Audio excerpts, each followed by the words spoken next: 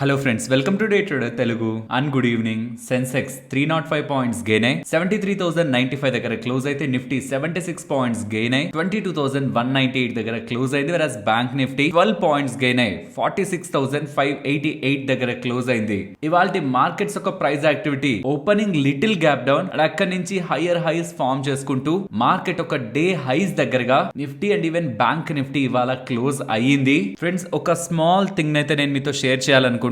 గత చాలా నెలల నుంచి మీరు మార్కెట్ లో అబ్జర్వ్ చేస్తూ వస్తే నిఫ్టీతో పోలిస్తే మిడ్ క్యాప్ అండ్ పర్టికులర్ గా స్మాల్ క్యాప్ బాగా ఎక్కువగా పెరుగుతూ ఉండేది. కానీ ఈ మంత్ మాత్రం నిఫ్టీ 2% పెరిగితే mid cap 1% and small cap అయితే ఏకంగా లెస్ దాన్ 1% పెరిగింది. అండ్ ఇవాళ కూడా ట్రాక్ చేస్తున్నాను, small cap and mid caps compared with large caps under perform చేస్తూ ఉన్నాయి. ఇది ఎందుకు చెప్తున్నానంటే ఇదేం జరుగుతుందని కాదు, అంటే ఇప్పుడు నేను నెగిటివ్ గా చెప్తాను కొంత, బట్ అలా అని పడిపోతుంది అని భయపెట్టాలని కాదు, కొంత కాషియస్ గా మీరు ఉంటారని చెప్తున్నాను. మనం స్పీడ్ గా వెళ్తున్నప్పుడు, మంచిగా స్పీడ్ గా వెళ్తున్నప్పుడు యూటర్న్ తీసుకోవాలనుకోండి, స్లో అవుతాం కదా, స్లో అయి తర్వాత మనం టర్న్ అవుతాం కదా. అలాగే మార్కెట్స్ కూడా ఫుల్ గా పెరుగుతున్నప్పుడు ఫస్ట్ ఆ మొమెంటం ని కోల్పోయి తర్వాత కొంత కరెక్ట్ అవడానికి కూడా ప్రాబబిలిటీ ఉంటుంది.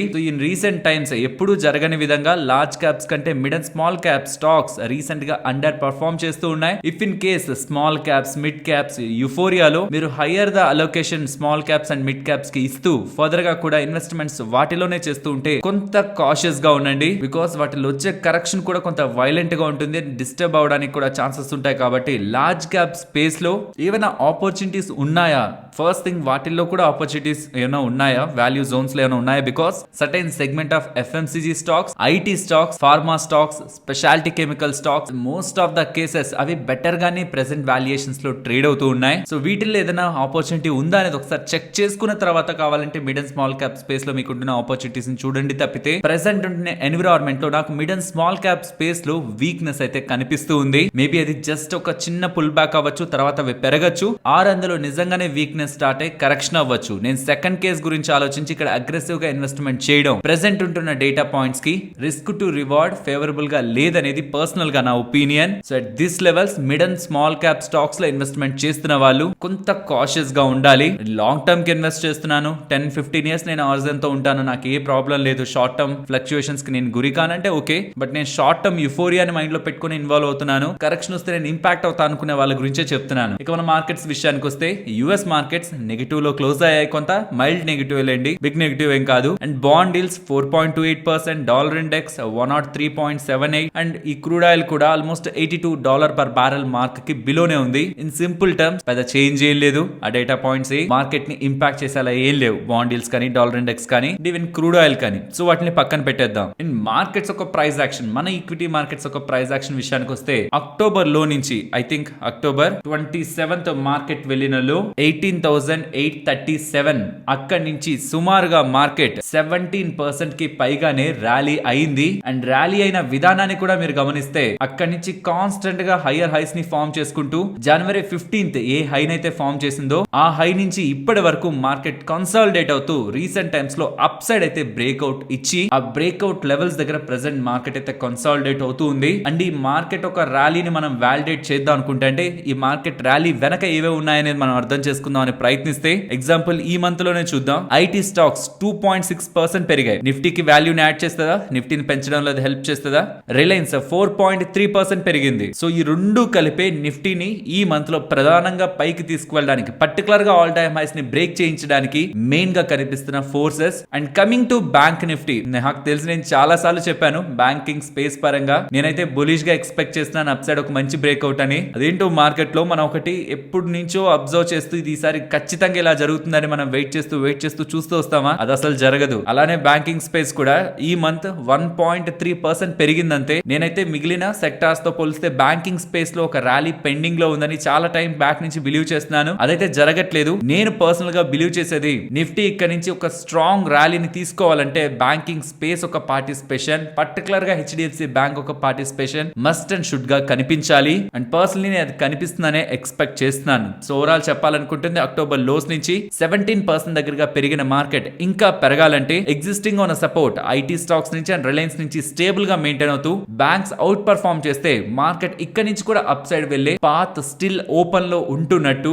మరి మార్కెట్ రిలేటెడ్ గా మనం కాషియస్ గా చూడాల్సిన ఫ్యాక్టర్స్ ఏమైనా ఉన్నాయా? లైక్ ఇప్పటి వరకు మనకు పాజిటివ్ గా యాక్ట్ అవుతూ వచ్చి ఇప్పుడు ఆ పాజిటివ్నెస్ మార్కెట్ లో పోయిన ఫ్యాక్టర్స్ ఏమైనా ఉన్నాయా? ఉన్నాయి. FIS ఒక షార్ట్స్ ప్రెసెంట్ సిస్టమ్ లో షార్ట్స్ 55% ఉన్నాయి. But in terms of contracts ఈ ఫిబ్రవరి మంత్ రిలేటెడ్ గా ఎక్స్పైరీ స్టార్ట్ అవుతున్నప్పుడు 1,08,000 దగ్గరగా షార్ట్ కాంట్రాక్ట్స్ FIS మన మార్కెట్స్ లో బిల్ చేస్తే ప్రెసెంట్ అవి 29,000 ఉన్నాయి. అంటే మార్కెట్ లో ఎక్స్ట్రీమ్ నెగిటివ్ గా చూస్తున్న వాళ్ళు కాస్త ఇప్పుడు అంత స్ట్రాంగ్ నెగిటివ్ గా చూడట్లేదు, అట్లానే స్ట్రాంగ్ పాజిటివ్ గా కూడా చూడట్లేదు. నెట్ షార్ట్ లోనే ఉన్నారు. బట్ ఆ షార్ట్ సిగ్నిఫికెంట్ గా తగ్గిపోయాయి. 29,000 షార్ట్ కాంట్రాక్ట్స్ ఉన్నాయి ఫ్రమ్ 1,08,000 షార్ట్ కాంట్రాక్ట్. సో కాబట్టి ఇక్కడ నుంచి అప్కమింగ్ డేస్ లో మార్కెట్ పెరగాలంటే దానికి షార్ట్ కవరింగ్ హెల్ప్ అవ్వదు. సో షార్ట్స్ అన్ని కవర్ అయ్యాయి. వాళ్ళ షార్ట్ కవరింగ్ కారణంగా ఒక ఫినామినల్ ర్యాలీ కనిపించిందని ఉండదు. ఫ్రెష్ బయింగ్, ఫ్రెష్ మనీ అంటే క్యాష్ మార్కెట్ ద్వారా వచ్చే మనీ మాత్రమే మార్కెట్స్ ని అప్ సైడ్ తీసుకువెళ్తుంది. సో ఈక్విటీ మార్కెట్స్ లో FIS ఒక బయింగ్ ప్రామినెంట్ గా మనకి కనిపించాలి. అంటే ఏమైనా ఈవెంట్స్ ఉన్నాయా? లైక్ ఏదైనా ఒక పర్టికులర్ ఈవెంట్ మార్కెట్ ని ఇక్కడ నుంచి ఇంపాక్ట్ చేస్తుందనే ఈవెంట్స్ ఉన్నాయంటే ఫిబ్రవరి 29th మార్కెట్స్ క్లోజ్ అయ్యాక ఈ PCE డేటా వస్తుంది, పర్సనల్ కన్సంప్షన్ డేటా US కి సంబంధించి. అదే డే రోజు మన ఇండియాకి సంబంధించిన కొన్ని మ్యాక్రో ఎకనామిక్ డేటా పాయింట్స్ వస్తాయి. అవి తప్పించి ఆ డే తప్పించి ఇంకే డేట్స్ లో కూడా మనకి దగ్గరలో మార్కెట్స్ ని ఇంపాక్ట్ చేసే బిగ్ ఈవెంట్స్ అయితే లేవు. నెక్స్ట్ ఎలక్షన్స్ రిలేటెడ్ గా ఈ 4 year ఎలక్షన్స్ రిలేటెడ్ గా ఇంపాక్ట్ మార్కెట్ లో కనిపించవచ్చు. But for the first time clear గా మోడీ గారే గెలుస్తారని మార్కెట్ స్ట్రాంగ్ గా బిలీవ్ చేస్తూ ఆల్రెడీ ఆ ర్యాలీని మార్కెట్ లో ఇంక్లూడ్ చేసిందని నేను అనుకుంటున్నాను డిసెంబర్ ఆ పాయింట్ లో. సో కాబట్టి మోడీ గారే గెలుస్తారు, కేంద్రంలో ఒక స్టేబుల్ గవర్నమెంట్ వస్తదనే ఎక్స్పెక్టేషన్స్ ఆల్రెడీ మార్కెట్ లో ఉన్నాయి. కాబట్టి ఇలాంటివి ఏ పాజిటివ్ ట్రిగ్గర్స్ ఎలక్షన్స్ పరంగా వస్తున్నా దానికి మార్కెట్ ఓవర్ ఎగ్జైట్ అవ్వదనేది పర్సనల్ గా నా opinion. And coming to market expectations recent days లో చెప్తున్నదే మార్కెట్ రిలేటెడ్ గా స్టెబిలిటీ మెయింటైన్ అవుతుంది. ఫ్యాక్టర్స్ పాజిటివ్ గా కనిపిస్తున్నాయి. అంటే టూ మచ్ ఎక్స్ట్రీమ్ పాజిటివ్ గా ఏం మార్కెట్ లో నాకు డేటా లేదు, కానీ అలా నెగిటివ్ గా చూడడానికి కూడా నాకు ఫ్యాక్టర్స్ కనిపించట్లేదు. అండ్ స్టార్టింగ్ లో చెప్పినట్టు చాలా టైం బ్యాక్ నుంచి జనవరి 15th నుంచి ఉంటున్న కన్సాలిడేషన్ ప్రెసెంట్ బ్రేక్ అయ్యి మార్కెట్ అప్ సైడ్ మూవ్ అయ్యేందుకు ప్రయత్నిస్తుంది. కాబట్టి మేబీ ఈ బ్రేక్అవుట్ ఒక స్ట్రాంగ్ ర్యాలీని అప్ సైడ్ తీసుకురావచ్చు. బట్ రీసెంట్ డేస్ లో చాలా సార్లు చెప్పాను 22,250 ఇమీడియట్ రెసిస్టెన్స్, ఇవాళ కూడా ఆల్మోస్ట్ 22,200 అబోవ్ వరకు వచ్చి కొంత కన్సాలిడేట్ అయింది. బట్ తొందరపడకండి, 22,250 అబోవ్ మార్కెట్ సస్టైన్ అవ్వనివ్వండి. దెన్ అప్పుడు 22,540 వరకు మార్కెట్ లో స్కోప్ ఉంటుంది. అది కూడా బ్రేక్ అయ్యి మార్కెట్ అబోవ్ సస్టైన్ అవుతుంటే అట్లీస్ట్ మినిమం మన హవర్లీ క్యాండిల్ దెన్ 22,800 వరకు కూడా మార్కెట్ ర్యాలీకి స్కోప్ ఉంటుంది.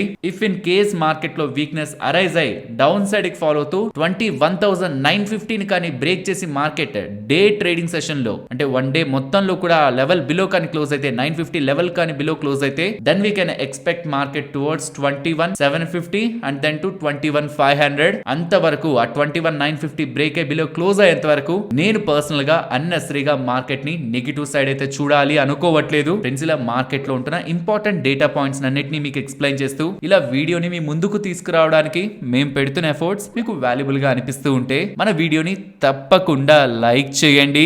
ఫస్ట్ పేటిఎం గురించి మాట్లాడుకోవాలి. చాలా ఇంపార్టెంట్ అప్డేట్స్ అయితే కనిపిస్తూ ఉన్నాయి. మీరు స్క్రీన్ పైన గమనించవచ్చు.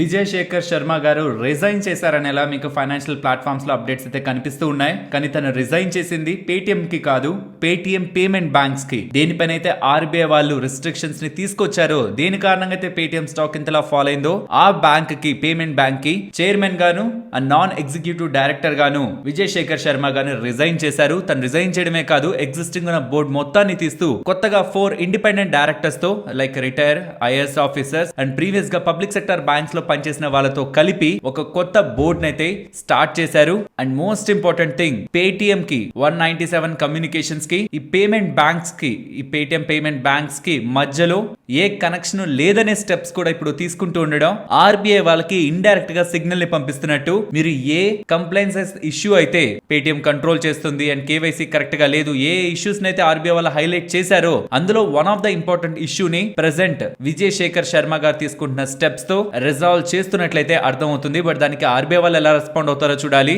ఇదే పని 22 నెలల క్రితం RBI వాళ్ళు వార్న్ చేసినప్పుడు చేసుంటే మేబీ RBI వాళ్ళు అసలు ఈ స్టెప్ తీసుకునే వాళ్ళే కాదేమో. ఆల్మోస్ట్ పేటిఎం పేమెంట్ బ్యాంక్ లో విజయ్ శేఖర్ శర్మ గారి దగ్గర 51% వాటా, రెస్ట్ ఆఫ్ ద వాటా 197 కమ్యూనికేషన్ దగ్గర ఉంది కదా అని రెండింటిని ఇంటర్లింక్ చేస్తూ మనకి బిజినెస్ కనిపిస్తూ ఉండడం RBI వాళ్ళకి అదొక సీరియస్ థ్రెట్ లాగా కనిపించింది. And KYC lapses, regulatory compliances ఇవేం ఫాలో అవ్వట్లేదనేలా RBI వాళ్ళు ఫీల్ అవుతూ ఆ డెసిషన్ అయితే తీసుకున్నారు. బట్ ఇప్పుడు డామేజ్ కంట్రోల్ ని విజయ్ శేఖర్ శర్మ గారు అండ్ పేటిఎం టీమ్ ఎక్స్పెక్టెడ్ కంటే బెటర్ గా చేస్తున్నట్లయితే అర్థం అవుతుంది. ఇవాళ స్టాక్ పెద్దగా పెరగలేదు, కానీ ఓవరాల్ తను తీసుకునే డెసిషన్ డెఫినెట్లీ పేటిఎం స్టాక్ ఒక ఫ్యూచర్ పరంగా స్టెబిలిటీని అయితే తీసుకొస్తుంది. ఇప్పుడు కొత్తగా ఏర్పాటైన బోర్డు తో ఇంకా పేటిఎం పేమెంట్ బ్యాంక్ ని స్ట్రాంగ్ గా ముందుకు తీసుకువెళ్తారనేలా వస్తున్న అప్డేట్స్ మేబీ వీటన్నిటికీ ఆర్బీఐ వాళ్ళకని సాటిస్ఫై అయితే ఇంకా కమింగ్ మంత్స్ లో వాళ్ళు ఒకవేళ ఈ జరిగిన చేంజెస్ అన్నిటిని కన్సిడరేషన్ లోకి తీసుకొని ఆ పెట్టిన రిస్ట్రిక్షన్స్ ని ఈజ్ చేస్తే దాని అప్పుడు పేటిఎం రిలేటెడ్ గా మనం పాజిటివ్ గా తీసుకోవచ్చు. బట్ టిల్ దెన్ ఇవన్నీ డ్యామేజ్ కంట్రోల్ చర్యలు, అల్టిమేట్ గా దానికి ఆర్బీఐ ఎలా రెస్పాండ్ అవుతుంది అనేది ఫైనల్ డెసిషన్. బట్ ఇవన్నీ కూడా పాజిటివ్ డైరెక్షన్ లో ఉన్నాయన్న విషయం అయితే మనం గుర్తుంచుకోవాలి. నెక్స్ట్ టాటా టెక్నాలజీస్ గురించి మాట్లాడుకోవాలి. గత కొద్ది రోజులుగా టాటా టెక్నాలజీ స్టాక్ లో మనం ఫాల్ ని చూస్తూ వచ్చాం కదా. దీనికి ప్రధాన కారణం ఏంటని చూస్తున్నప్పుడు నిన్న మనకి ఈ ఐపీఓ లాక్ ఇన్ అయితే కంప్లీట్ అయింది యాంకర్ ఇన్వెస్టర్స్ పరంగా. సో ఎవరైనా సెల్ చేసుకోవాలంటే అది నిన్న సెల్ చేసుకోవచ్చు February 26th. కాబట్టి నిన్న ఫాల్ కనిపించింది. మేబీ అదైనా టెక్నికల్ లెవెల్స్ ని ట్రిగ్గర్ చేస్తుండడం. ఇవాళ కూడా ఓపెనింగ్ గ్రీన్ లోనైనా ఓవరాల్ 2% నెగిటివ్ లో అయింది. సో ఐపీఓ రిలేటెడ్ గా ప్రీవియస్ గా లోయర్ ప్రైస్ లో ఇన్వెస్ట్మెంట్స్ చేసిన వాళ్ళు ఐపీఓ కు ముందు ఎవరైతే గెయిన్స్ కోసమైనా సెల్ చేయాలనుకున్న వాళ్ళు లాక్ ఇన్ ఉంటుంది వాళ్ళకి పర్టికులర్ టైం వరకు సెల్ చేయకూడదని. అది 26th కి ఎండ్ అవుతూ ఉండడం నిన్న మనకి బిగ్ సెల్లింగ్. అండ్ ఇవాళ కూడా మైల్డ్ రెడ్ లో మనకి టాటా టెక్నాలజీ స్టాక్ అయితే ఎండ్ అయింది. కానీ ఫండమెంటలీ ఏ ఇంపార్టెంట్ అప్డేట్స్ కూడా స్టాక్ పరంగా లేవు. నెక్స్ట్ పతాంజలి గురించి మాట్లాడుకోవాలి. సుప్రీం కోర్టు వాళ్ళు చాలా సీరియస్ అయితే అయ్యారు పతాంజలి ఒక అడ్వర్టైజ్మెంట్స్ గురించి. సో ఇకపై పతాంజలి వాళ్ళు అడ్వర్టైజ్మెంట్స్ రిలేటెడ్ గా ఒక బిగ్ డెసిషన్ అయితే సుప్రీం కోర్టు వాళ్ళు తీసుకోవడం జరిగింది. ఇమీడియట్ గా మిస్లీడింగ్ అడ్వర్టైజ్మెంట్స్ అన్నిటినీ కూడా ఆపాలని కంటెంప్ట్ ఆఫ్ నోటీస్ ని కూడా పతాంజలి వాళ్ళకి సుప్రీం కోర్టు వాళ్ళు ఇష్యూ చేయడం జరిగింది. అండ్ ఈవెన్ కేంద్ర ప్రభుత్వాన్ని కూడా మీరు ఏం చేస్తున్నారు, ఇలా మిస్లీడింగ్ అడ్వర్టైజ్మెంట్స్ వస్తూ ఉంటే ఎటువంటి యాక్షన్ తీసుకోలేదని కూడా government sitting with ice closed అనే స్టేట్మెంట్స్ తో సుప్రీం కోర్టు వాళ్ళు సెంటర్ ని కూడా పాయింట్ అవుట్ చేస్తూ ఆయుర్వేదిక్ పేరుతో మిస్లీడింగ్ అడ్వర్టైజ్మెంట్స్ తో ప్రొడక్ట్స్ సెల్ చేస్తున్న పతాంజలి వాళ్ళపై సుప్రీం కోర్టు వాళ్ళు స్టేట్మెంట్స్ అయితే చేశారు. సో ఇకపై వాళ్ళ మెడిసినల్ ప్రొడక్ట్స్ కి ఫర్దర్ గా అడ్వర్టైజ్మెంట్ ని రిస్ట్రిక్ట్ చేస్తూ ఫర్దర్ ఆర్డర్ వచ్చేంత వరకు వాళ్ళ మెడిసినల్ ప్రొడక్ట్స్ ని అడ్వర్టైజ్ చేయకూడదనేలా సుప్రీం కోర్టు వాళ్ళు స్టేట్మెంట్స్ చేయడం జరిగింది. అండ్ ఈ మిస్లీడింగ్ అడ్వర్టైజ్మెంట్స్ పతాంజలి వాళ్ళు చేశారని సుప్రీం కోర్టు వాళ్ళు చెప్తున్నారు కాబట్టి అందులో మనం మాట్లాడడానికి ఏం లేదు. బట్ నాట్ ఓన్లీ పతాంజలి, చాలా వరకు ఎఫ్ఎంసీజీ ప్రొడక్ట్స్ సెల్ చేస్తున్న కంపెనీస్ కూడా ఇది తాగితే పిల్లల హెల్త్ గ్రో అవుతుందని, టాలర్ అవుతారని, స్ట్రాంగర్ అవుతారని, బోన్స్ డెవలప్ అవుతాయని, అండ్ ప్రెగ్నెంట్ ఉమెన్ ఇది ఖచ్చితంగా తాగాలని ఇలాంటి మిస్లీడింగ్ అడ్వర్టైజ్మెంట్స్ అందులో ఉంటున్న ఇంగ్రీడియంట్స్ కొన్ని ఇంగ్రీడియంట్స్ ని ఎక్కువ హైలైట్ చేయకుండా కొన్ని చిన్న చిన్న ఫ్యాక్టర్స్ ని కలుపుకుంటూ just for the sales pitch చాలా వరకు కంపెనీస్ ఈ అడ్వర్టైజ్మెంట్స్ మిస్లీడింగ్ అడ్వర్టైజ్మెంట్స్ చేస్తూ ఉంటాయి. So not only Patanjali, upcoming days లో ఇతర కంపెనీస్ పై కూడా ఇలా మిస్లీడింగ్ అడ్వర్టైజ్మెంట్స్ చేస్తున్న వాటిపై కూడా ఒక స్ట్రాంగ్ యాక్షన్ తీసుకుంటే కానీ అలా రాంగ్ గా మార్కెటింగ్ చేస్తూ 100 లో 1%, 2% ని అడ్వర్టైజ్ చేస్తూ మిగిలిన నెగిటివ్స్ ని అవాయిడ్ చేయడం కారణంగా ప్రజలు చాలా వరకు పెద్ద మొత్తంలో డబ్బులు పెట్టి రాంగ్ ప్రొడక్ట్స్ ని కొని లాభం కంటే నష్టం ఎక్కువగా చెందుతూ ఉన్నారు. ఫ్రెండ్స్, ఇలా న్యూస్ అప్డేట్స్ ని అనాలిసిస్ చేస్తూ మీ ముందుకి కంటెంట్ తీసుకురావడానికి మేం పెడుతున్న ఎఫర్ట్స్ మీకు వాల్యుబుల్ గా అనిపిస్తూ ఉంటే మన వీడియోని తప్పకుండా లైక్ చేయండి. నెక్స్ట్ రీసెంట్ డేస్ లో మెక్డొనాల్డ్స్ లో ఫేక్ గా ఆయిల్స్ ద్వారా తయారైన ఒక ప్రొడక్ట్ ని చీజ్ అనే పేరుతో మెక్డొనాల్డ్స్ వాళ్ళ కాస్ట్ ని కట్ చేసుకోవడానికి చీజ్ అయితే ఎక్కువ రేట్ అవుతుంది, వెజిటేబుల్ ఆయిల్ ద్వారా కొన్ని ప్రాసెస్ చేసి క్రియేట్ చేస్తున్న చీజ్ లైక్ ప్రొడక్ట్ అయితే తక్కువ రేట్ కి వస్తుందని చీజ్ ప్లేస్ లో వీటిల్ని రీప్లేస్ చేస్తూ సెల్ చేస్తూ ఉండడం అథారిటీస్ దాన్ని కనిపెడుతూ ఉండేసరికి మహారాష్ట్ర స్టేట్ గవర్నమెంట్ వాళ్ళు ఎంటైర్ అన్ని అవుట్లెట్స్ ని, ఈ మెక్డొనాల్డ్స్ అవుట్లెట్స్ ని, మహారాష్ట్రలో ఉన్న అన్ని అవుట్లెట్స్ ని, అండ్ ఈవెన్ వస్తున్న ఇన్ఫర్మేషన్ ప్రకారం అయితే not only McDonald's, Domino's, Pizza Hut, Burger King and KFC outlets లో కూడా చీజ్ ని వాడుతున్నారా ఆర్ వాడుతున్న ప్రొడక్ట్స్ అడల్టరేటెడ్ గా వాడుతున్నారు. బికాస్ ఈ బ్రాండెడ్ ప్రొడక్ట్స్ కి మోస్ట్లీ ఒక ట్రస్ట్ ఉంటుంది మార్కెట్ లో, ఖచ్చితంగా వాళ్ళు అన్ని ప్రొడక్ట్స్ సరైనవి వాడుతున్నారని. రీసెంట్ టైమ్స్ లో ఇన్ఫ్లేషన్ పెరగడం కారణంగా వాళ్ళు ఏదైనా అడల్టరేషన్ చేస్తున్నారా స్టోర్ లెవెల్లో ఆర్ ఏదైనా ఒక పర్టికులర్ సెగ్మెంట్ లో అడల్టరేషన్ అనేది జరుగుతుందా అన్న దానిపై మహారాష్ట్ర స్టేట్ గవర్నమెంట్ వాళ్ళు ఇన్స్పెక్షన్ చేయబోతున్నారని వస్తున్న అప్డేట్స్. స్టాక్ సడన్ గా ఒకసారి డిప్ అయి నెగిటివ్ లో క్లోజ్ అయింది. ఆల్మోస్ట్ ఈ అప్డేట్ వచ్చిన పాయింట్లు అయితే సుమారుగా 5% కి పైగానే పడింది. లేటర్ 1.5% నెగిటివ్ లో క్లోజ్ అయింది. మరి చూడాలి ఆఫ్టర్ ఆ ఇన్స్పెక్షన్ ఏమైనా నెగిటివ్ గా అప్డేట్స్ ఉంటాయా అని. నెక్స్ట్ మ్యారికో వాళ్ళు ఇంటర్మ్ డివిడెండ్ ని ప్రకటించారు, 6.5 రూపీస్ పర్ షేర్. ఎవరైతే మ్యారికోలో షేర్స్ ని హోల్డ్ చేస్తూ ఉంటారో వాళ్ళకి 6.5 రూపీస్ షేర్ దగ్గరగా వాళ్ళ బ్యాంక్ అకౌంట్ కి వస్తుంది. దీనికి సంబంధించిన record date Wednesday March 6. Next Hind rectifiers గురించి మాట్లాడుకోవాలి. వీళ్ళకి 200 crores విలువ చేసే ఆర్డర్ ఇండియన్ రైల్వేస్ దగ్గర నుంచి లభించిందని వీళ్ళు ఎక్స్చేంజెస్ కి అప్డేట్ చేస్తున్నారు. వీళ్ళు actually power semi conductor, power electronic equipments and railway transportation equipments related గా డిజైన్ చేయడం, మ్యానుఫ్యాక్చర్ చేయడం అండ్ ఈవెన్ మార్కెటింగ్ కూడా చేస్తూ ఉంటారు. వీళ్ళకి ఇలా 200 crores ప్లస్ ఆర్డర్ లభించింది అంటాం. యాక్చువల్లీ ఇది ఒక 1000 crore మార్కెట్ క్యాప్ లో ఉన్న కంపెనీ. అలాంటి 200 crore ఆర్డర్ అంటే బిగ్ ఆర్డర్ కాబట్టి స్టాక్ ఇవాళ ఇలా ర్యాలీ అయ్యింది. నెక్స్ట్ సెలో వరల్డ్ గురించి మాట్లాడుకోవాలి. మోతీలాల్ అస్వాల్ వాళ్ళు బై కాల్ ఇస్తూ టార్గెట్ 1100 అని చెప్తూ ఉండడం, లైక్ ఇక్కడ నుంచి బాగా పెరుగుతుందని చెప్తుండడం, స్టాక్ ఇవాళ ర్యాలీ అయింది. దానికి వాళ్ళు చెప్తున్న లాజిక్, వీళ్ళకి ఒక స్ట్రాంగ్ బ్రాండ్ ప్రెసెన్స్ ఉంది అండ్ మార్కెట్ పెనిట్రేషన్ ఉంది కూడా, కాబట్టి ఇది సస్టైనబుల్ గ్రోత్ కి దారి తీస్తుందని అండ్ అప్కమింగ్ ఇయర్స్ లో టిల్ FY26 వీళ్ళ రిలేటెడ్ గా రెవెన్యూని 18%, ఆపరేటింగ్ ప్రాఫిట్ ని 23% అండ్ ప్రాఫిట్ ని 25% CAGR గ్రోత్ తో ఎక్స్పెక్ట్ చేస్తూ currently 35 times FY26 valuation, price trading valuation లో ట్రేడ్ అవుతుందని విత్ ROE 32 అండ్ ROCE 39%. అలా చూసుకుంటున్నప్పుడు వీళ్ళ రిలేటెడ్ గా టార్గెట్ వీళ్ళకి సుమారుగా 1100 రూపీస్ పర్ షేర్ దగ్గరగా కనిపిస్తుంది అనేలా అప్డేట్ అయితే చేస్తున్నారు. నెక్స్ట్ వర్ల్ఫుల్ CEO చేస్తున్న స్టేట్మెంట్స్ ఎంత ఫనీగా ఉన్నాయంటే, వాళ్ళ ఓన్ కంపెనీ వాల్యుయేషన్ గురించి తనే నెగిటివ్ గా మాట్లాడుతున్నారు. ఇండియాకి సంబంధించిన వర్ల్ఫుల్ స్టాక్ పరంగా 51% స్టేక్ కి వాళ్ళ స్టేక్ ని తగ్గించుకుంటూ, ఇండియా స్టోరీ పరంగా మేము పాజిటివ్ గానే ఉన్నాం, వర్ల్ఫుల్ పెరుగుతుందని అనుకుంటున్నాం, కానీ స్టాక్ 50 times మల్టిపుల్ లో ట్రేడ్ అవుతుంది. అది చాలా ఎక్కువ, కాబట్టి మేము ఆ స్టాక్ ను అమ్మేసామని చెప్తున్నారు. ఎవరో ఫండ్ మేనేజర్స్ లేకపోతే ఎవరైనా ఇన్వెస్టర్స్ ఆ మాట అన్నారంటే ఓకే, కానీ వీళ్ళ ఓన్ బ్రాండ్ రిలేటెడ్ గా, వీళ్ళ ఓన్ బిజినెస్ రిలేటెడ్ గా వాల్యుయేషన్స్ ని వీళ్ళే ఎక్కువ అని చెప్పి స్టేట్మెంట్స్ చేస్తూ ఉండడం, ఫర్దర్ గా దీంట్లో ఇన్వెస్ట్మెంట్ చేయాలనుకునే వాళ్ళకి డెఫినెట్లీ అదొక హర్డిల్ అయితే కనిపిస్తుంది. కాబట్టి స్టాక్ ఇవాళ గుడ్ గ్యాప్ డౌన్ లో అయితే ఓపెన్ అయింది. బట్ ఐ డోంట్ నో ఎందుకు ఇన్వెస్టర్స్ అగైన్ అంత స్టేట్మెంట్స్ తర్వాత కూడా పాజిటివ్ గా రియాక్ట్ అవుతూ 0.3% దగ్గరగా పాజిటివ్ లో క్లోజ్ చేశారని అండ్ కాంటెక్స్ట్ గురించి కూడా చెప్తాను. రీసెంట్ గా వాళ్ళు 24% వాటాను అమ్మేశారు ఈ పేరెంట్ కంపెనీ వాళ్ళు, ఈ వర్ల్ఫుల్ ఇండియాకి సంబంధించి. అంతకు ముందు వాళ్ళ దగ్గర 75% దగ్గరగా వాటా ఉండేది. 24% అమ్మేసి ప్రెసెంట్ 51% కి తీసుకొచ్చారు. ఇదొకటైతే వాళ్ళ ఓన్ కంపెనీని వాళ్ళే ఎక్స్పెన్సివ్ వాల్యుయేషన్ అంటుంటే, దీంతో పాటు జెఫ్రీస్ వాళ్ళు కూడా ప్రీవియస్ గా ఇచ్చిన టార్గెట్ ని కట్ చేస్తూ 1125 టార్గెట్ ని ఇస్తూ హైపర్ కాంపిటేటివ్ మార్కెట్ లో విత్ హైయర్ ప్రైస్ ఎలాస్టిసిటీ వీళ్ళ రిలేటెడ్ గా గ్రోత్ అంత సస్టైనబుల్ గా, అంతే స్ట్రాంగ్ గా అప్కమింగ్ డేస్ లో గ్రోత్ అని వీళ్ళకి అనిపించట్లేదని, ఆపరేటింగ్ ప్రాఫిట్ మార్జిన్స్ డిక్లైన్ అవుతుండడం కూడా ఒక కన్సర్న్ లా ఉందనేలా వీళ్ళు అప్డేట్ చేస్తూ డౌన్ గ్రేడ్ చేస్తూ ఉండడం కూడా ఓపెనింగ్ గ్యాప్ డౌన్ కి రీజన్. అండ్ సేమ్ జెఫ్రీస్ వాళ్ళు డిక్సాన్ రిలేటెడ్ గా కూడా అండర్ పర్ఫార్మ్ రేటింగ్ ఇస్తూ స్టాక్ టార్గెట్ ని 6440 నుంచి 5920 కి కట్ చేయడం జరిగింది. దీనికి చెప్తున్న రీజన్ ఒకటే, లాస్ట్ 1 year లో 150% పెరిగింది and currently 73 times FY25 price trading multiples లో ట్రేడ్ అవుతుంది, విచ్ ఇస్ వెరీ ఎక్స్పెన్సివ్, కాబట్టి డౌన్ గ్రేడ్ చేస్తున్నారని చెప్తున్నారు. నెక్స్ట్ IRDA గురించి మాట్లాడుకోవాలి. ఇవాళ ఒక పాయింట్ లో స్టాక్ అప్పర్ సర్క్యూట్ ని హిట్ చేసింది. ఆ టైంలో అయితే సుమారుగా 14 crore షేర్స్, ఈక్విటీ షేర్స్ దగ్గరగా చేతులు అయితే మారాయి. అండ్ వస్తున్న అప్డేట్ అయితే, ఇవాళ వస్తున్న అప్డేట్ అయితే IRDA వాళ్ళు 200 crores దగ్గరగా పైసాలో డిజిటల్ వాళ్ళకి శాంక్షన్ చేశారని ఫర్ లెండింగ్ టు ఈ మొబిలిటీ సెక్టర్, లైక్ ఈ వెహికల్స్ కోసం లెండింగ్ చేయడం కోసం 200 crore దగ్గరగా వీళ్ళు శాంక్షన్ చేసినట్లు. దీని కారణంగా carbon foot print and Faasil fuel యొక్క వినియోగం తగ్గించడానికి పైసాలో డిజిటల్ అండ్ IRDA వాళ్ళు టైఅప్ అయినట్లు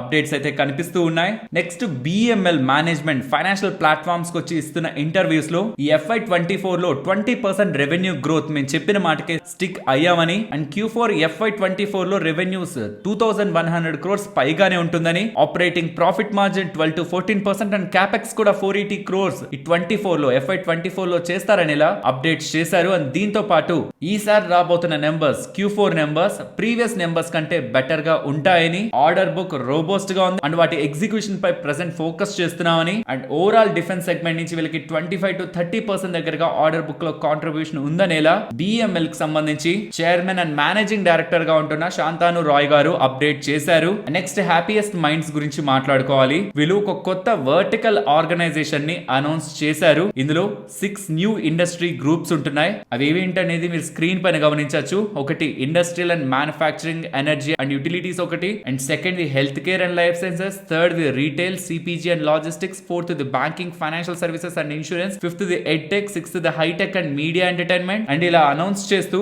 అశోక్ సూతా గారు, ఈ ఎంటైర్ కంపెనీ బ్యాక్ ఉంటున్న main person and executive chairman చేసిన స్టేట్మెంట్ ఒకసారి మీకు చదివి వినిపిస్తాను. The potential of this new structure is immense and will be bed rock of new growth engines enabling us to compete better in the global markets and realize our vision of reaching $1 billion revenue by 2031. Simple గా ఇలా మేము divide చేసుకోవడం కారణంగా కారణంగా మా business ని new vertical groups గా 6 organisations గా డివైడ్ చేసుకోవడం కారణంగా గ్లోబల్ గా ఉంటున్న గ్రోత్ తో కాంపీట్ అవుతూ మేము ఏదైతే టార్గెట్ అనుకున్నామో 2031 కి $1 బిలియన్ మార్క్ రెవెన్యూని అది రీచ్ అవుతామని, ఈ న్యూ స్ట్రక్చర్ ఒక గ్రోత్ ఇమ్మెన్స్ గా ఉంటుందని పాజిటివ్ స్టేట్మెంట్స్ చేస్తుండడం స్టాక్ ఇవాళ 4% గెయిన్ అయింది. నెక్స్ట్ యూబీఎస్ వాళ్ళు టీసీఎస్ రిలేటెడ్ గా బై రేటింగ్ ఇస్తూ టార్గెట్ ని పెంచడం జరిగింది. ప్రీవియస్ గా వాళ్ళు ఇచ్చిన టార్గెట్ 4000, ఇప్పుడు అది ఇంక్రీజ్ చేస్తూ 4700 కి తీసుకొచ్చారు. వాళ్ళు చెప్తున్న రీజన్స్ ఒకటే, వాళ్ళు బిజినెస్ గ్రోత్ పరంగా పాజిటివ్ గా చెప్పి రేటింగ్ ఇస్తున్నారు. బిజినెస్ ఒక రెవెన్యూ గ్రోత్ 100 నుంచి 150 బేసిస్ పాయింట్స్ పెరుగుతుందని అండ్ లాంగ్ టర్మ్ వాల్యుయేషన్స్ తో కంపేర్ చేస్తే ఇది కొంత లోయర్ ఎండ్ లో ప్రెసెంట్ ట్రేడ్ అవుతుందని and compared with peers means other companies present కొంత తక్కువ వాల్యుయేషన్ లోనే కంపెనీ దొరుకుతూ ఉండడం స్టాక్ రిలేటెడ్ గా ఈ రేటింగ్ కి కారణం, అప్ సైడ్ రేటింగ్ కి కారణం అనేలా యూబీఎస్ వాళ్ళు అప్డేట్ చేస్తున్నారు. అండ్ ఫ్రెండ్స్, ఇదే మార్కెట్ రిలేటెడ్ గా టాపిక్ కాదు, బట్ ఈ ట్వీట్ చూసినప్పటి నుంచి ఇది నేను మీతో షేర్ చేసుకుందామని వెయిట్ చేస్తూ ఉన్నాను. నితిన్ కామత్ గారు తెలుసు కదా, జీరోదాన్ని స్టార్ట్ చేసి వితౌట్ ఎనీ ప్రమోషన్స్ ఎవరికి డబ్బులు పెట్టకుండా ఇండియాలోనే నెంబర్ 1 బ్రోకర్ గా ఎదిగిన వ్యక్తి. అండ్ తను చాలా యాక్టివ్ గా ఉంటారు. తన సోషల్ మీడియా ప్రొఫైల్స్ ని ఫాలో అవుతున్న వాళ్ళకి తను ఎంత ఫిజికల్ గా యాక్టివ్ గా ఉంటారన్నది తెలుస్తుంది. ఇలా వైఫ్ రిలేటెడ్ గా క్యాన్సర్ అప్డేట్ వచ్చినప్పుడు అందరూ షాక్ అయ్యారు. తను చాలా యాక్టివ్ గా ఫిట్ గా ఉంటారు. తనకి క్యాన్సర్ రావడం, సరే క్యాన్సర్ ఈ వీళ్ళకి వాళ్ళకి వస్తుందనేం కాదు, ఎవరికైనా రావచ్చు. జీన్స్ అండ్ జెనెటికల్ గా ఉంటున్న చేంజెస్ ఎవరినైనా ఇంపాక్ట్ చేయొచ్చు. బట్ ఇక్కడ గమనిస్తే 6 వీక్స్ అగో నితిన్ కామత్ గారికి కూడా మైల్డ్ స్ట్రోక్ వచ్చిందని చెప్తున్నారు. స్ట్రోక్ అనగానే మనకి ఏం గుర్తొస్తుంది? హార్ట్ గుర్తొస్తుంది అనుకుంటున్నారా? స్ట్రోక్ అనేది బ్రెయిన్ కి సంబంధించింది. బ్రెయిన్ లో బ్లడ్ వెజల్ ఎక్కడైనా బ్లాక్ అయి supply of oxygen and nutrients మన బ్రెయిన్ కి లేకపోతే అక్కడ ఉంటున్న బ్రెయిన్ సెల్స్ లో ఇంపాక్ట్ కనిపించేది మన బాడీ పై ప్రభావాన్ని చూపిస్తుంది. Out of blue means sudden గా తనకి మైల్డ్ స్ట్రోక్ వస్తూ ఉండడం మొత్తం ట్రేడింగ్ అండ్ ఇన్వెస్ట్మెంట్ కమ్యూనిటీ మొత్తాన్ని కూడా, ఇంత యాక్టివ్ గా ఉన్న పర్సన్ ఎప్పుడు జిమ్ లో అండ్ తనకి మీరు విజరల్ ఫ్యాట్ కూడా మీరు గమనిస్తే తను చాలా ఫిట్ గా ఉంటారు. అలాంటిది తనకి ఇలా అవుతూ ఉండడం, ఇంత కోటీశ్వరులై వేల కోట్లు ఉంటున్న వాళ్ళు, మంచి ఫుడ్ తీసుకుంటున్న వాళ్ళు అండ్ అంత ఫిజికల్ గా ఫిట్ గా ఉంటున్న వాళ్ళకి కూడా రీసెంట్ టైమ్స్ లో మనం కార్డియాక్ అటాక్స్ చూస్తున్నాం. ఇప్పుడు స్ట్రోక్స్ కూడా బ్రెయిన్ రిలేటెడ్ గా కూడా ఇష్యూస్ చూస్తున్నాం. నేను ప్రాబ్లమ్స్ గురించి మాట్లాడాలని కాదు ఇదంతా చెప్తున్నాను, భయపడిపోవాలి భయపెట్టాలని కూడా కాదు. అక్కడ తను చెప్తున్నవి ఏంటో రీజన్స్ చూడండి. వాళ్ళ నాన్నగారు చనిపోయారు, పూర్ స్లీప్, ఎగ్జాషన్, ఓవర్ గా వేటి గురించి థింక్ చేస్తూ ఉండడం, dehydration and over working out, ఎక్కువగా వర్కౌట్ చేయడం కూడా. సో ఇది కూడా నేను పాయింట్ అవుట్ చేయాలనుకుంటున్నాను. ఒక లిమిట్ కి మించి ఏది చెయ్యొద్దు. పర్టికులర్ గా ఈ వైరస్ తర్వాత అనుకుంటాను బాడీస్ అన్ని చాలా చేంజ్ అయిపోయాయి. టూ మచ్ ఎక్సర్సైజ్ కూడా ప్రెసెంట్ అంత మంచిది కాదు. ఏం చేస్తున్నా లిమిట్స్ లో చేయండి. హెల్తీ ఫుడ్ హ్యాబిట్స్ ని మెయింటైన్ చేయండి. తనకి హెల్తీ ఫుడ్ హ్యాబిట్స్ కూడా ఉన్నాయి. అన్ని వాళ్ళ ఫార్మ్స్ నుంచే తింటూ ఉంటారు, అక్కడ ప్రాబ్లం కాదు. బట్ ఇక్కడ తన రిలేటెడ్ గా కనిపిస్తున్నది main problem poor sleep and వాళ్ళ నాన్నగారు చనిపోయారనే డిప్రెషన్ ఆర్ ఆ పెయిన్ తనని ఇంటర్నల్ గా ఇంపాక్ట్ చేస్తుండొచ్చు. బట్ మన వరకు కూడా ఏం జరుగుతున్నా ప్రెసెంట్ ఉంటున్న ఈ వైరస్ తర్వాత ఉంటున్న బాడీ కండిషన్స్ అంత స్ట్రాంగ్ గా లేవు కాబట్టి అన్నెసరీగా టూ మచ్ దేని గురించి థింక్ చేయొద్దు. పర్టికులర్ గా ట్రేడర్స్ గురించి చెప్తున్నాను, మీరు లాస్ అయి ఉండొచ్చు, నష్టపోయి ఉండొచ్చు. నేను రీసెంట్ డేస్ లో అందుకే నేను మీకు రిపీటెడ్ గా చెప్తున్నాను, మేము కూడా లాస్ అవుతున్నాం. రీసెంట్ డేస్ లో మార్కెట్ కండిషన్స్ బాగాలేనప్పుడు ఎప్పుడెప్పుడైతే లాస్ అవుతున్నామో అది నేను న్యూస్ వీడియోస్ లో కూడా చెప్తూ ఉండడానికి రీజన్ మీరు ఒకటే కాదు, లాస్ అనేది ఎవరికైనా ఉంటది. ఈవెన్ ఇన్వెస్టర్స్ కూడా ఏదైనా స్టాక్స్ లో నష్టపోతూ ఏదైనా జరుగుతూ ఉన్నప్పుడు కూడా దయచేసి ఎక్కువగా థింక్ చేయకండి, బ్యాలెన్స్డ్ గా ఉండండి. మనీ మీరు ఈ రోజు కాపితే నెక్స్ట్ ఇంకెప్పుడైనా కూడా సంపాదించుకోవచ్చు. బట్ బాడీ హెల్త్ ని ఆఫ్టర్ ఈ వైరస్ అన్నెసరీగా స్ట్రెస్ కి గురి చేస్తే ఎప్పుడు ఏం జరుగుతుందో ఎవరు చెప్పలేం. కాబట్టి జాగ్రత్త పడండి. మెంటల్ హెల్త్ అనేది ఇప్పుడు చాలా ఇంపార్టెంట్. ఫిజికల్ హెల్త్ కంటే మెంటల్ హెల్త్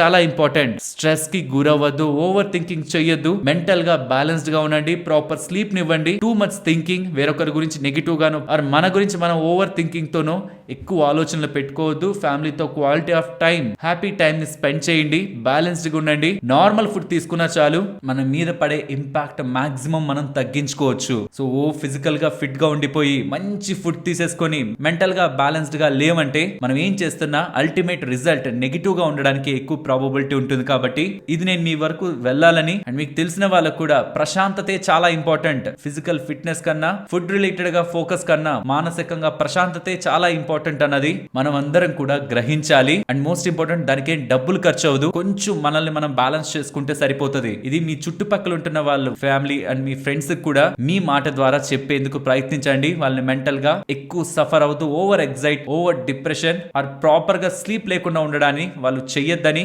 ప్రాపర్ గా మెంటల్ గా అండ్ స్లీప్ పరంగా కూడా ప్రాపర్ వెల్ బీయింగ్ ని మెయింటైన్ చేయమని అయితే మీరు సజెస్ట్ చెయ్యండి. అండ్ ఫ్రెండ్స్, మార్కెట్ లో వస్తున్న అప్డేట్స్ ప్రకారం రిలయన్స్ జియో వాళ్ళు and US based chip maker అయిన క్వాల్కమ్ వాళ్ళు వీళ్ళిద్దరూ కంబైన్ అయి అఫోర్డబుల్ 5G స్మార్ట్ ఫోన్ ని 9,000 రూపీస్ దగ్గరగా 2024 ఎండింగ్ లోపు లాంచ్ చేయడానికి ప్రయత్నిస్తున్నట్లు అప్డేట్స్ అయితే చేస్తున్నారు. యూజువల్ గా ఇండియా మార్కెట్ అనేది price sensitive market. 9,000 rupees around లో ఒక 5G స్మార్ట్ ఫోన్, అది కూడా క్వాల్కమ్ పవర్ చేస్తున్న చిప్ సెట్ తో వస్తున్న స్మార్ట్ ఫోన్ అవుతూ ఉండడం డెఫినెట్లీ అది ఒక డిస్రప్టివ్ మొబైలే అవ్వచ్చు. బట్ ప్రాబ్లం అంతా ఏ ఫీచర్స్ ని అండ్ బిల్డ్ క్వాలిటీని వాళ్ళు ఆఫర్ చేస్తున్నారన్న దానిపై ఉంటుంది. ఇఫ్ అవి కూడా మార్కెట్ యావరేజ్ కంటే అబోవ్ గా ఆఫర్ చేస్తూ 9,000 రూపీస్ రేంజ్ లో కానీ వీళ్ళు ఒక బెస్ట్ మొబైల్ ని వీళ్ళు అనౌన్స్ చేయగలుగుతూ ఉంటే దాని అదే రిలయన్స్ జియో పరంగా, బికాస్ ఆ మొబైల్ తో పాటు జియో నెట్వర్క్ పరంగా కూడా వీళ్ళు ఏదో ఒక ఆఫర్ ని పెట్టి రిలయన్స్ జియోని కూడా ప్రజల్లోకి తీసుకువెళ్లేందుకు ఆ మొబైల్ ద్వారా ఎటువంటి లాభం కాదు, రిలయన్స్ జియో ద్వారా లాభం పొందేందుకు అంబానీ గారు ప్రయత్నిస్తారు. కాబట్టి ఈ మొబైల్ యొక్క సక్సెస్ కూడా రిలయన్స్ జియో యొక్క గ్రోత్ లో ఇంపార్టెంట్ రోల్ ని ప్లే చేయొచ్చు. నెక్స్ట్ నిఫ్టీ అలాగే bank Nifty support and resistance. నిన్నటి ట్రేడింగ్ సెషన్ లోనూ అదే సపోర్ట్, ఇవాళ ట్రేడింగ్ సెషన్ లోనూ అదే సపోర్ట్ గమనించే ఉంటారు కదా. 22,076 అదే ఇంపార్టెంట్ లెవెల్ గా గమనిస్తున్నాను. అండ్ అప్ సైడ్ ఇమీడియట్ గా 22,250 అదైతే క్లోజ్ అవ్వనివ్వండి. ప్రీవియస్ గా మల్టిపుల్ టైమ్స్ అది మనకి సపోర్ట్ గా యాక్ట్ చేసింది. అది అప్ సైడ్ క్లోజ్ అయితే ఇంట్రాడే లో ట్రేడ్ చేస్తున్న వాళ్ళు ఇంకొక 40 పాయింట్స్ జోన్ లో ఇంపార్టెంట్ రెసిస్టెన్స్ ఉంటుంది 22,280 దగ్గర. ప్రీవియస్ గా అది మనకి వ్యాలిడేట్ కూడా అయింది.